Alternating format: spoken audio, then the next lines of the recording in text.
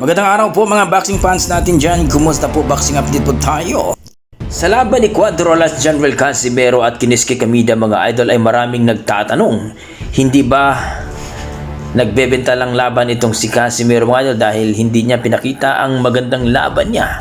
Well mga idol, nadagdagan pa ito ng duda ng mga tao sapagkat itong si Coach Jason, ang kanyang head coach, ay sinabi niya kailangan magpatalo sila dahil sa plano. Kaya hindi nagustuhan ng ating mga boxing fans mga idol at talagang marami ang nag-comments nito. Pero ang ibig sabihin lang pala ni Coach Jason ay kaya daw sila natalo mga idol ay baka may plano ang Diyos sa kanila. So hindi ibig sabihin na nagbibenta ng laban itong si Casimero at talagang pinatunayan din ni Cuadrolas Casimero na hindi siya nagbibenta ng laban at kahit pabibigyan siya ng maraming pera dahil hindi daw niya gawaan ito. Pero kumalat ito mga idol at